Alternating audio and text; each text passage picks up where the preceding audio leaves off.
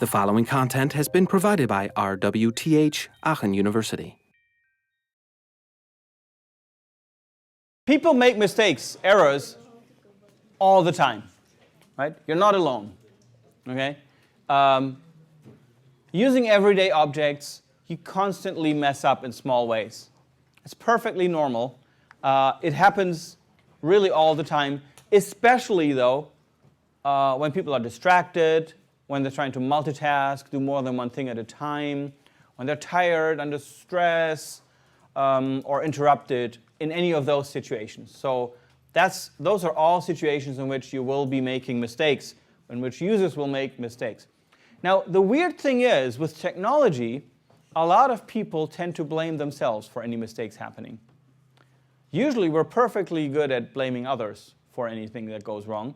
But with technology, there's this strange feeling like, oh, you'll often hear like, oh, I'm not good with computers, I make mistakes all the time.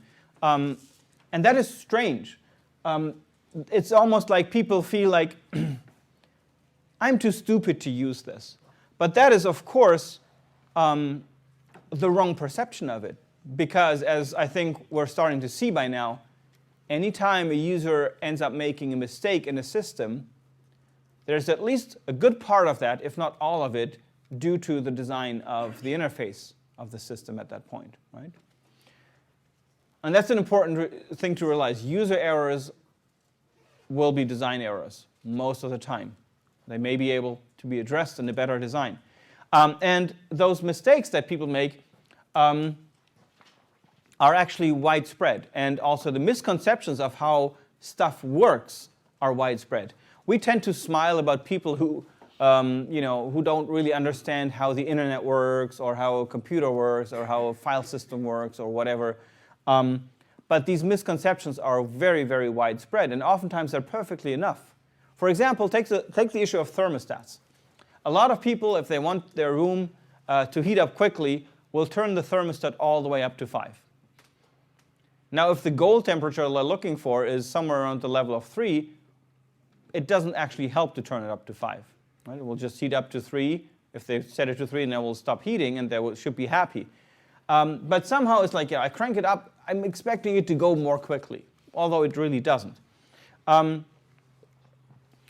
those are examples of misconceptions, if you like, technical misconceptions that a lot of people carry, and they are very widespread. It's not just among people who have no clue. When mistakes happen, as a designer, when we observe a user error, we should take it as a hint to see what's actually going on here. In an approach that's called root cause analysis, you should take a look and see, why did this mistake happen? What triggered it? What was the cause of it? And look behind the obvious, okay, there was a user error, and see what where the beginning of that causal chain is that led to this mistake. We'll be looking at examples of errors in two ways. We will look at mistakes, and we will take a look at slips. Let's start with mistakes. Mistakes are actually results of conscious decisions or thinking, often major events, major things that go wrong. And the reasons are usually that somebody formulated the wrong goal or wrong plan in the 7 stages of action speaking, leaping to wrong conclusions or assuming false causalities. There's a wonderful example if somebody wants to, I don't know, internet connection is broken, and you restart your computer and you hope that will fix the internet. But if your modem is off, then that obviously won't help. So those mistakes are actually, from an application point of view, for the application, for the computer itself, for the system, fairly hard to detect, because somebody has formed a wrong goal in their head, an inappropriate one, and then is doing all the right things to get to that goal. It's not just, it's not the right goal.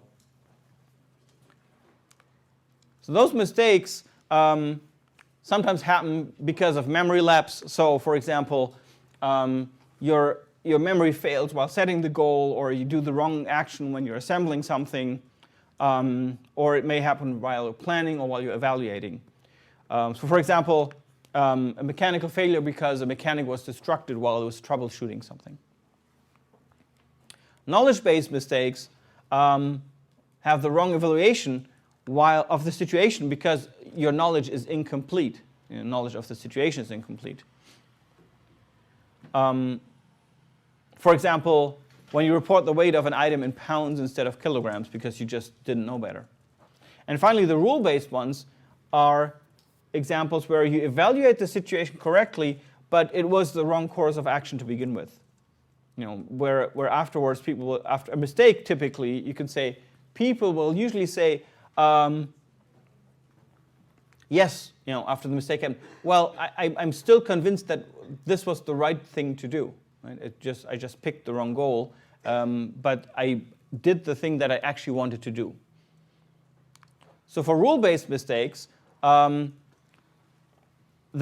challenge is that they may often they're made often by skilled people.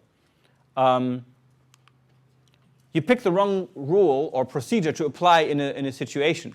For example, you might be misinterpreting the situation, invoking a wrong plan, applying the wrong rule, like you block nightclub attendees from an emergency exit, assuming that they are trying to avoid payment. That would be misinterpreting a situation and invoking basically the wrong rule to apply to it. Another example of a rule-based mistake is you pick the right rule, but the rule itself is wrong. For example, you raise the temperature of a thermostat to heat it faster. That would be one of those that we talked about. And the third one is you pick the right rule, but you misinterpret the result of that, which leads to further mistakes. For example, a driver is, who doesn't know anti-lock brakes lifts his foot from the brake pedal because he thinks the vibration that he sensed is a malfunction, when it really is positive feedback of the ABS system at work. These are also, like I said, like all kinds of mistakes, because they are the result of conscious planning and thinking, are hard to detect and to avoid and to fix. It helps, however, to provide very clear information about the system state. So let's take the example of the ABS. You're driving a car, you've never had a car with ABS before maybe, you hit on the brake and you get this weird vibration. First you think, oh, something's wrong. If at the same time an anti-brake system light blinks green and says, I'm now, anti-brake system is active, then you're like, oh, okay, maybe that was actually okay. Maybe that was the right thing that was happening there technically, so nothing's broken. I can continue to use the car, and the brakes are perfectly fine. So providing clear information about what the system is doing helps, of course. But mistakes are really not our main thing. I think where we can do much more in terms of helping users is with slips.